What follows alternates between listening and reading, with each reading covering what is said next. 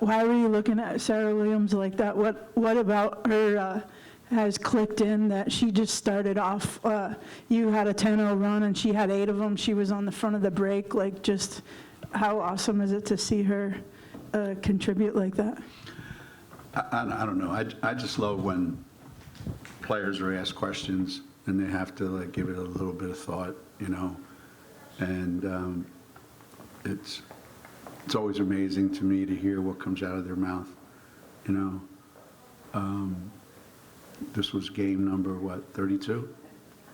I don't know that it was like a switch or anything. I just felt like if I come to practice every day and be the best that I can be and then play my best every game, that this will happen. And I'm like, you know, imagine if we only had 28 games in a season. We would have missed all this, you know? So it's interesting when they think about it and they actually say, hopefully, what they mean, how simple it sounds to something that's been kind of complicated for her the whole season. So, yeah, I get a kick out of listening to kids answer questions. Second row, and then we'll go first. Coach, you've coached so many great teams. You know, what's something about this team in particular that necessarily doesn't show up on the stat sheet that's special?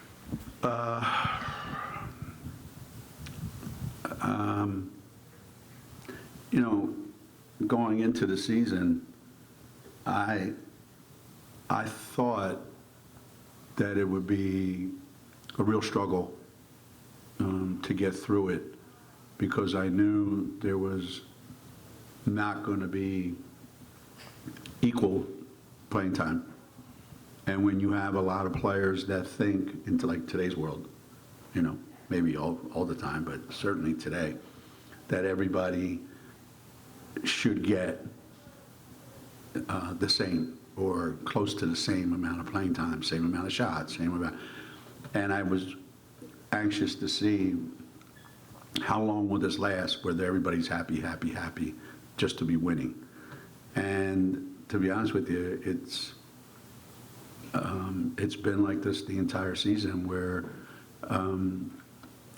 we just come out, we play, and whoever's playing well, everybody on the team is pretty happy for them.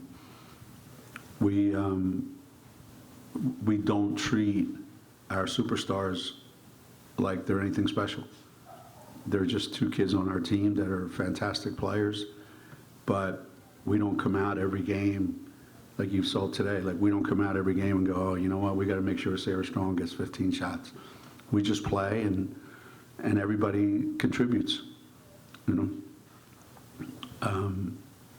I think the last thing that I would say is we're not as good as we look, but we make it look really good because everybody kind of chips in a little bit. But individually, if you took us and just spliced us all up individually, we're a lot better as a group than we are individually.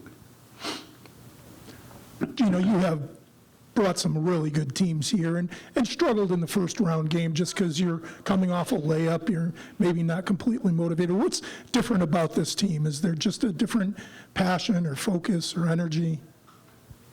Man, I don't know. I think I think that the complexion of the league has something at times to do with that. The maturity of your team sometimes has something to do with that.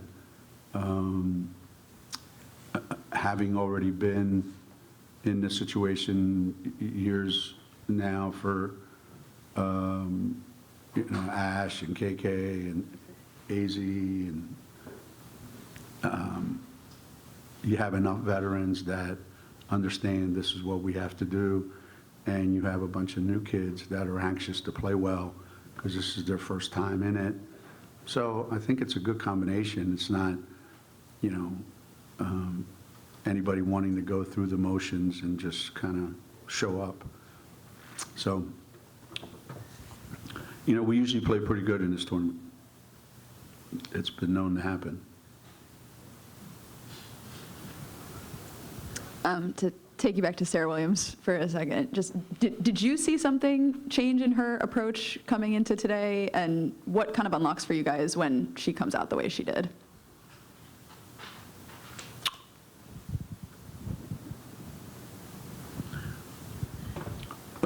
24 hours from now, we'll be in the middle, or we'll be just going into another game. We'll be playing Red. I think it's a 2:30 game tomorrow. So when I'm talking to you tomorrow after the game, we'll have a better idea, you know. I always think, I don't even know how to put it. I always expect the best out of everybody, but I'm always prepared for the worst, just in case, you know. So I tell the players, you know, once is an accident, twice is a coincidence. So her last game was against St. John's, right? And now this one's another really good one, right? So tomorrow we'll know whether it's a coincidence or a trend. I'm hoping, and I think, based on what I've seen the last 4 or 5 days, could be a trend. But just having a, you know, 5-minute conversation with her about, you know, this is your last hurrah. This is what people are going to remember about you when they evaluate you for where you're going next. What kind of impact can you have in this tournament? She's a really nice kid. Too nice. She's a really nice kid. And I think the pressure of playing here obviously is immense for somebody who hasn't grown up in the program, you know. So you can tell how happy she is when it finally comes together for her. You know, that's why it's hard to criticize kids like that, because they don't know what this is all about. They try so hard to be what everybody wants them to be. So the pressure and the expectations and the, you know, scrutiny is just so great, you know, and you're a senior and you have aspirations to play next year. It can really mess with you, you know. If you grow up in this program, you just kind of shake it all off and go, it's no big deal. We do this every day. But for a new kid, you know, it's a lot. It's a lot. But if this is kind of sort of the Sarah Williams that we're going to have for the next, you know, 3 or 4 weeks, it's pretty good for us. Geno, at halftime, they honored the legends. And how much does it help to have someone like Peggy? She was on your first team before you had to win national championships and WNBA first-round draft picks. And how much does it help the players to have someone like that was here from the very first day? Yeah, obviously, you know, she's old enough to be their mom, you know. So for them to go, oh yeah, Peg was a real good player in the Big East, you know. I don't know that they look at it that way, so it's good for them to kind of be reminded that my first year, you know, Peg made first team all Big East. She set a school record with 25 rebounds in a game, which wasn't hard to do at the time, really. I mean, there were so many missed shots by us. I mean, it's just not that complicated, but just a hard-working kid, tough, hard-nosed kid who just loved to compete. You know, I was fortunate to have her my first year because I knew how bad she wanted to win, and I knew how bad, you know, it had been for her and how much she wanted to end it on a high. And I kind of took that as, you know, if I can help her finish her career feeling like she accomplished something and kind of started something. And I think, you know, I think we did that. And now fast forward, you know, her kids have graduated from UConn, you know, she's got grandkids, and her husband Norm played football at UConn, and he's going through some very serious health issues right now, and our prayers are with him and Peg and the family.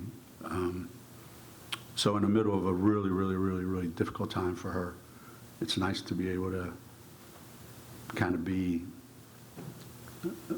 remembered, you know? Not everybody gets a chance to be remembered. We all hope we are, but I think what the Big East does in that respect is a really, really good thing. There were a lot of former players that I saw up there that I wish they looked the way they look now when I was coaching against them. But, and I got reminded too by Brick King, you know, I'm not going to say this out loud, she goes, but we never lost to you guys. I said thanks for reminding me of that. So it was really good to get caught up with all those kids up there, but I especially felt proud of Peg. Thank you, Coach. We'll see you tomorrow. Thank you.